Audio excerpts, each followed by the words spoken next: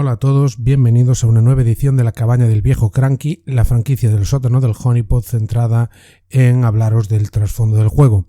Hoy vamos a hablar de todos los acontecimientos relacionados con la primera brecha, desde su apertura hasta su cierre. Antes de empezar con el trasfondo, disculparnos un poco por la tardanza que estamos llevando a la hora de grabar programas. Estamos teniendo problemas para conseguir quedar todos y además a mí me está dando un poco de pereza grabar este tipo de programas. Así que, pues eso, perdonad y es lo que hay. La Gran Brecha. Después de años de investigación y colaboración, el Consejo llegó a creer que poseía el poder mágico necesario para romper el velo entre su mundo y el siguiente. Una gran convocatoria fue enviada a través de la Tierra, pasando de Cábala a Sociedad Secreta y a Aquelarre, instando a cualquier individuo con una pizca de talento mágico a reunirse en Santa Fe, en América del Norte. Desde todos los rincones de la Tierra y de todos los ámbitos de la vida, los últimos de su especie respondieron a la llamada. Ancianos sabios con barbas blancas de las estepas de Siberia, chamanes abisinios, adoradores parisinos de demonios con gafas, estoicos gurús indios, antiguas arpías romanas, magos del lejano oriente y del Imperio otomano. Todos convergieron en Santa Fe para una última y desesperada táctica. Un ritual para asegurar que el poder mágico no se perdiera para siempre en el mundo. Cuando los líderes del Consejo consideraron que era el momento adecuado, convocaron a toda la ciudad. Las calles estaban abarrotadas de hechiceros y magos en cada cruce, cada uno listo para desempeñar su papel en el hechizo más poderoso jamás lanzado.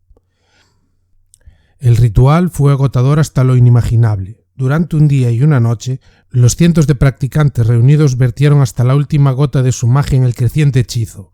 Algunos fueron vencidos y perecieron debido a la tensión, mientras que otros renunciaron voluntariamente a la esencia de su vida en un último acto de sacrificio desesperado.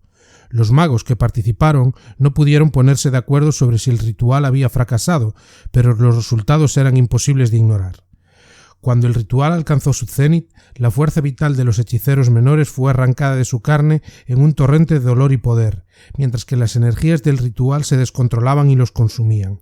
El repentino cambio en la presión atmosférica, combinado con las cantidades peligrosas de energía etérea reunida, produjo una onda de choque masiva que derribó los edificios más grandes al suelo, mientras arrancaba las estructuras más pequeñas desde sus cimientos.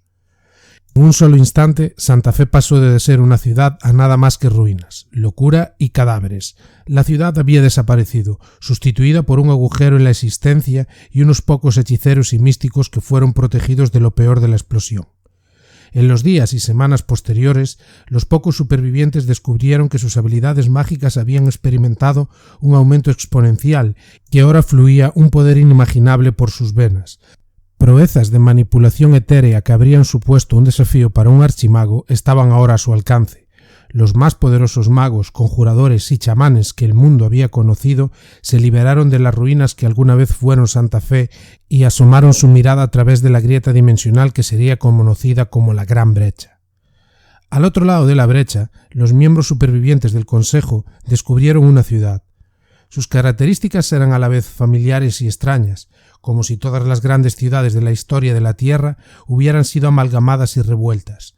Los edificios se inclinaban y se erguían sobre las calles, y escrituras desconocidas estaban talladas en la piedra o pintadas en las puertas. Un cartel colgaba sobre las puertas destrozadas de la ciudad, con una palabra que interpretaron como el nombre de la ciudad y del mundo, Malifux. Con precaución, conscientes de que la nueva brecha podría colapsar en cualquier momento, el Consejo comenzó a explorar la ciudad. Antiguos tomos y artefactos cubrían el suelo, y al darse cuenta del poder que estos objetos arcanos encerraban, los hechiceros los recogieron rápidamente. Aunque unidos por un objetivo común, los hechiceros del Consejo tenían poco en común más allá de su talento con la magia, y pronto los ánimos se caldearon cuando magos y sabios acusaron a chamanes y gurús de monopolizar conocimientos mágicos que creían que debían ser compartidos por todos.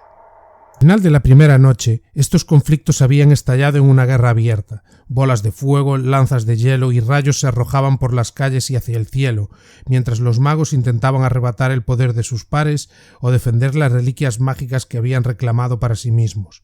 Amigos se enfrentaron entre sí y rivales acérrimos se convirtieron en aliados desesperados. Después de 15 días de intensa batalla, los magos comenzaron a agruparse en cábalas para su propia protección, mientras que otros fueron expulsados hacia el norte, hacia las montañas distantes, o de regreso a través de la brecha hacia la tierra. Finalmente, una facción logró derrotar a los últimos de sus rivales y tomó el control de la ciudad. El Consejo había renacido. Exploración inicial. En medio de sus disputas, los magos del Consejo no habían avistado señal alguna de vida inteligente dentro de la ciudad, aparte de ellos mismos. Sin embargo, el tamaño de la urbe dificultaba cualquier intento de exploración. A regañadientes, el Consejo decidió retirarse a la tierra para consolidar su control sobre el portal. Se contrató un auténtico ejército de mercenarios para asegurar la defensa de la brecha contra cualquier amenaza que pudiera surgir del otro mundo. Se formaron pequeños grupos de exploradores para iniciar la investigación de la antigua ciudad y sus alrededores, mientras que decenas de académicos y arqueólogos se dirigieron hacia las ruinas de Santa Fe para empezar a desentrañar sus misterios. Todos los que se aventuraron a explorar el Nuevo Mundo fueron contratados bajo un gran secreto. Se difundieron rumores sobre un terrible terremoto que había asolado la ciudad y una virulenta plaga que había surgido de alguna caverna subterránea entonces desconocida, como medida para evitar que se investigara demasiado de cerca lo que ocurría en el desierto. Uno de los primeros logros del Consejo fue el descubrimiento de un gran depósito de libros dejados por los antiguos habitantes de ciudad, la Biblioteca de Duer, nombrada en honor al explorador que primero desenterró sus sagradas salas.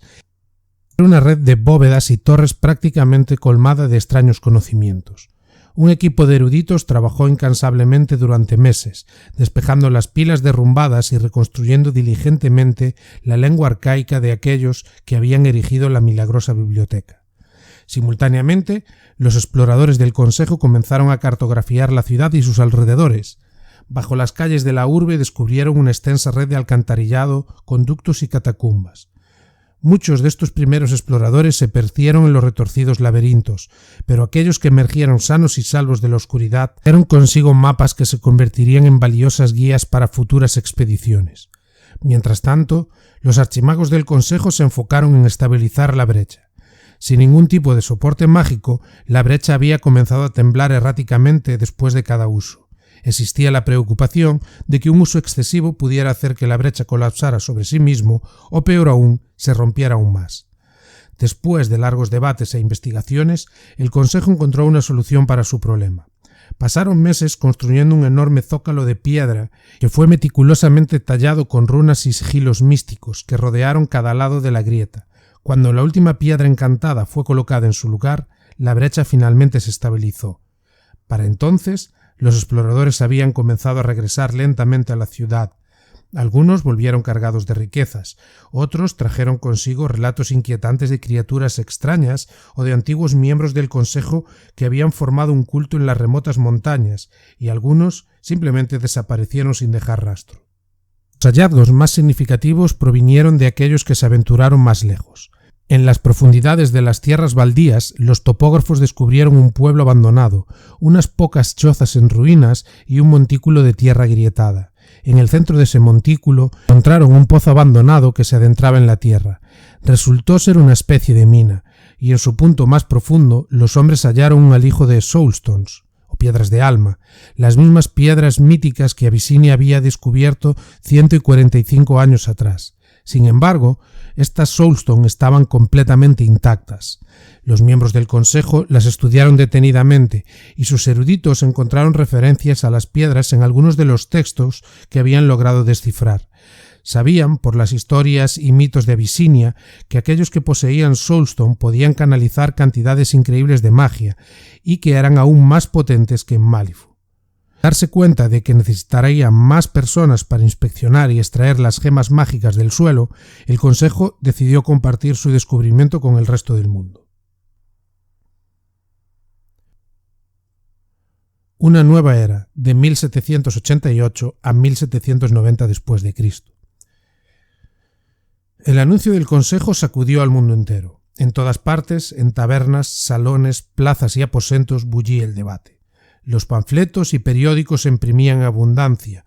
algunos alabando este nuevo giro de los acontecimientos como el siguiente paso en el progreso humano, mientras que otros lo veían como la ruina total de la humanidad. Sacerdotes, rabinos y cátips se esforzaban por comprender no solo el conocimiento de que las almas eran reales, como demostraban las Soulstone, sino también la existencia de un mundo más allá del suyo. Diplomáticos, enviados y políticos de todo el mundo viajaron a Malifaux para investigar las afirmaciones del Consejo. Se les mostraron las maravillas de Malifaux y quedaron hechizados por las demostraciones de magia que hasta entonces solo se habían encontrado en fábulas y leyendas. Prometieron compartir los secretos de la magia y la Soulstone con sus naciones, a cambio de enviar a sus ciudadanos a Malifaux.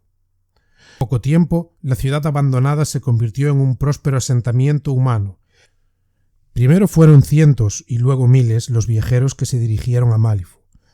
Las ruinas de Santa Fe se transformaron en una ciudad igualmente próspera, cuyo único propósito era apoyar a la ciudad vecina y a otra dimensión. El Consejo empleó sus poderosas magias para traer agua desde las profundidades del desierto, creando vastas extensiones de tierra de cultivo, cuyo único propósito era alimentar a los habitantes de Malifaux. La acción de Soulstone era un trabajo agotador, pero el Consejo recompensaba generosamente a los trabajadores y surgieron ciudades alrededor de las nuevas vetas casi tan rápido como los topógrafos podían descubrirlas. Las Soulstones más grandes eran reservadas por el Consejo para su propio uso energético, pero otras eran enviadas a granel a la Tierra y distribuidas entre las potencias mundiales que habían decidido apoyar la colonización de Malifaux. En todas partes, la gente experimentaba con las Soulstone, triturándolas para usarlas como componentes alquímicos, en medicina o como fuentes de energía para máquinas cada vez más complejas.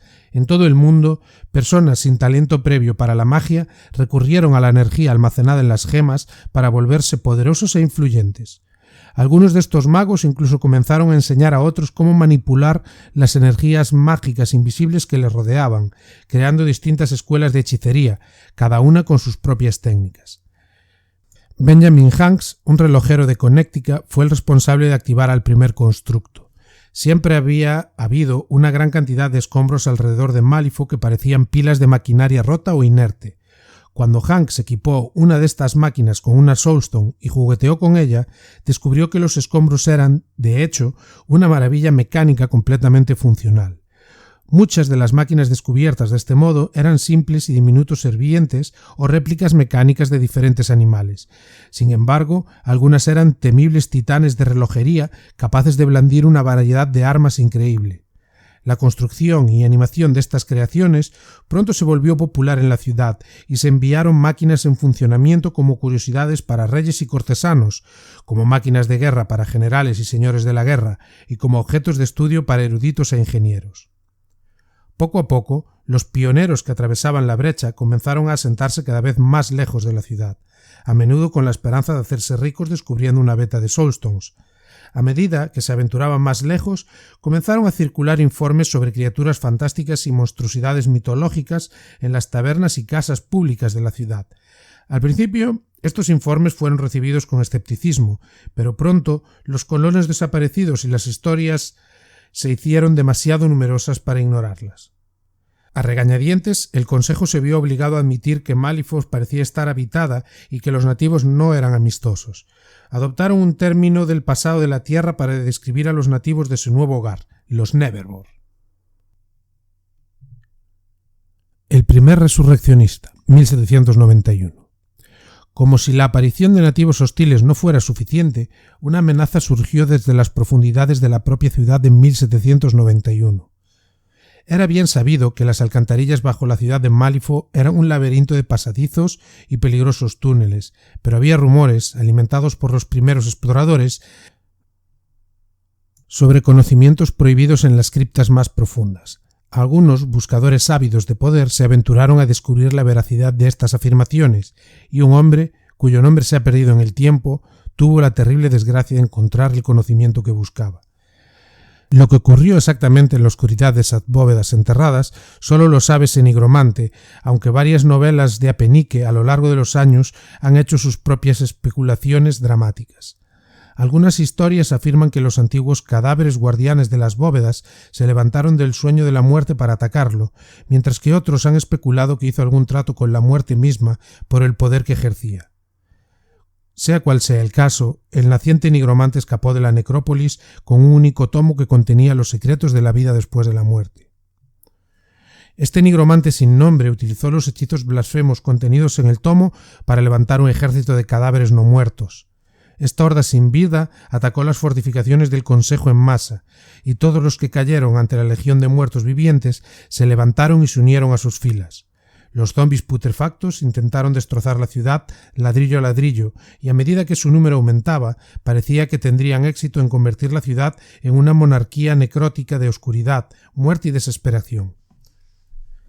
Toda la ciudad se levantó en defensa de su nuevo hogar. Los miembros del Consejo desataron poderosas magias sin restricción, y sus mercenarios montaron almenas y se sacrificaron para proteger a sus empleadores.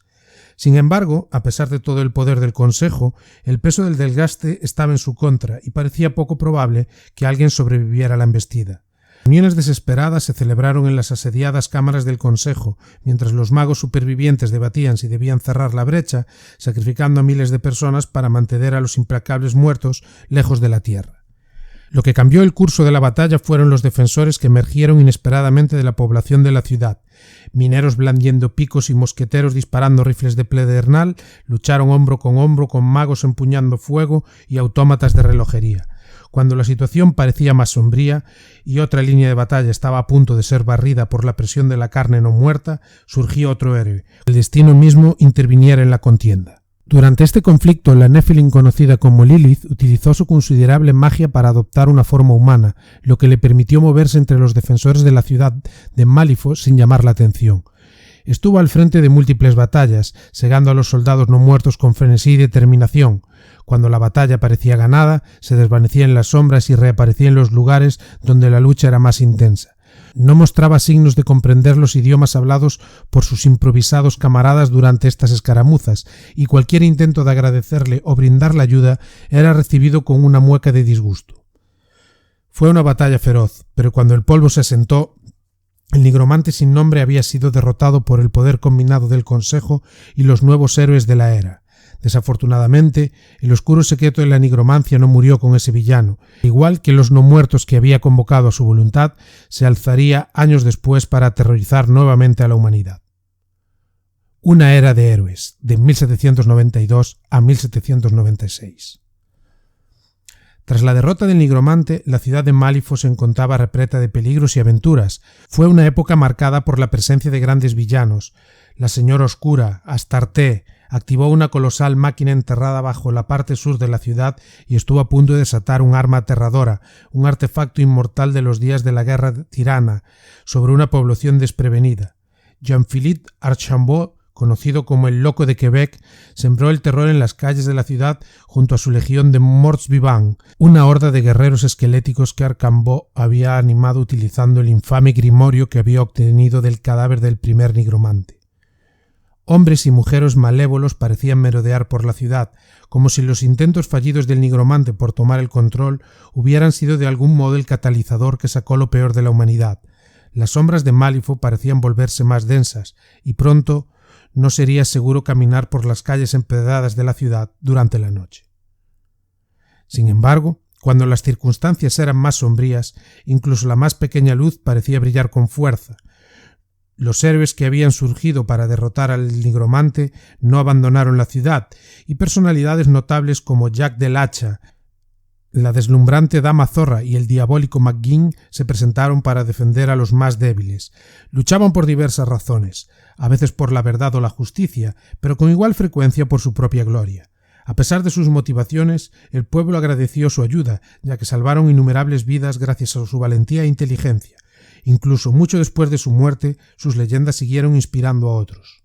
Entre los héroes y los villanos había otros cuyas verdaderas motivaciones eran desconocidas. La misteriosa reina mecánica parecía estar impulsada por deseos que la situaban en ambos lados del conflicto, y las desconcertantes acciones del jinete enmascarado eran inescrutables en su propósito.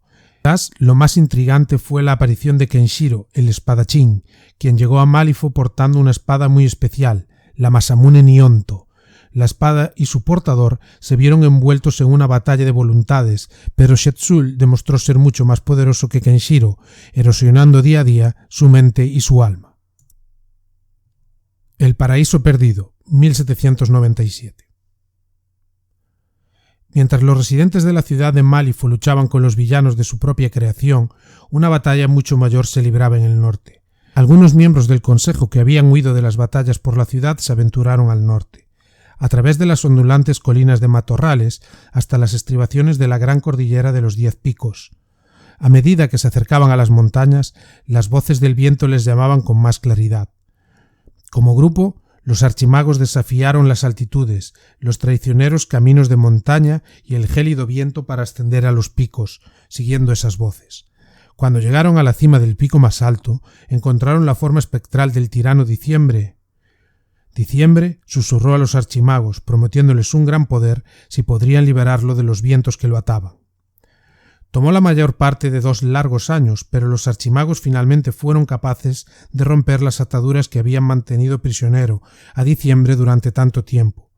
Rugiendo de victoria, el espíritu de Diciembre descendió sobre ellos, destrozando el más fuerte hechicero en un instante, mientras obligaba al cuerpo de los demás a someterse.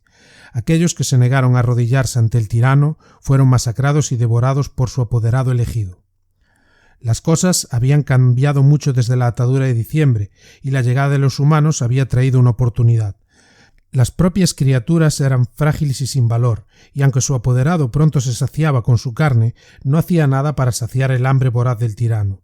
Sin embargo, el portal que habían perforado entre dimensiones era una fuente de energía mágica, y Diciembre creía que consumiéndola podría ascender a una verdadera divinidad. Influenciado por Diciembre, el invierno de 1797 fue particularmente amargo y frío para Malifaux.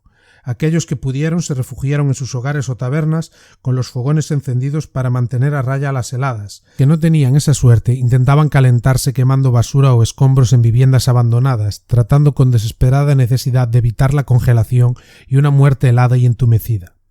En la cúspide de la cacofonía meteorológica, el representante de Diciembre llegó a la ciudad llevado por los rugientes vientos de la montaña. El Consejo y los otros héroes de la ciudad estaban acurrucados en sus hogares, calentándose junto al fuego, mientras su perdición pasaba sin oposición por sus puertas escarchadas. Los Neverborn, sin embargo, se habían enterado de la huida de Diciembre y estaban preparados para su intento de ascensión. Lilith y su hermana Nekima aparecieron desde las sombras, atacando a su apoderado y sus seguidores con un pequeño ejército de monstruos Nephilim. Fue una batalla brutal, pues aunque Diciembre era poco más que un espectro, era un oponente formidable.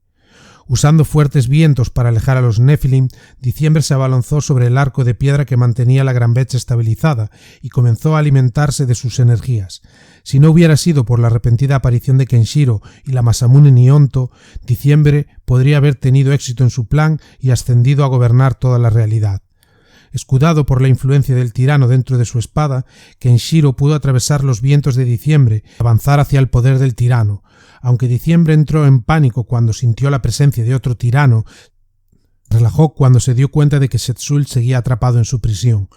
Diciembre desató una ráfaga de viento helado contra Kenshiro con la intención de destrozar al hombre con los fragmentos de hielo empujados por el viento, pero había subestimado la velocidad del espadachín y su resistencia.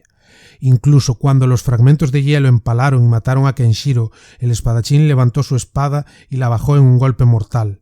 La hoja mágica cortó las protecciones mágicas que rodeaban al elegido de Diciembre, rebanando al hombre por la mitad y cortando la única conexión de Diciembre con el mundo mortal.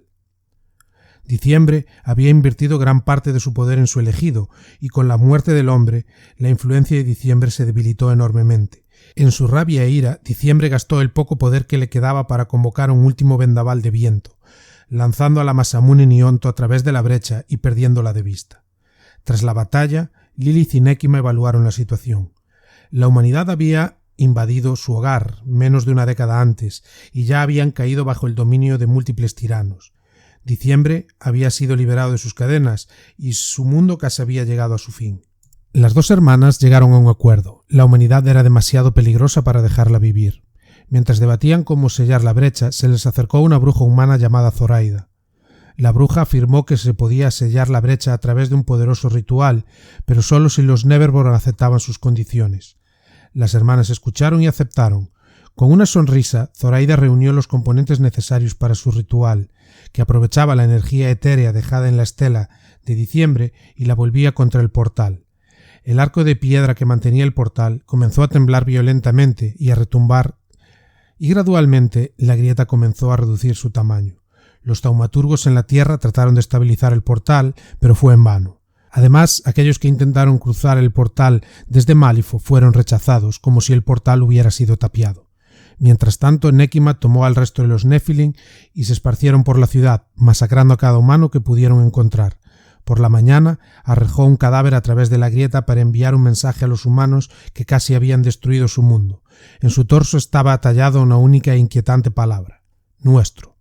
La brecha permaneció abierta un instante más y luego se cerró sobre sí misma con un ensordecedor aullido. La gran brecha ya no existía.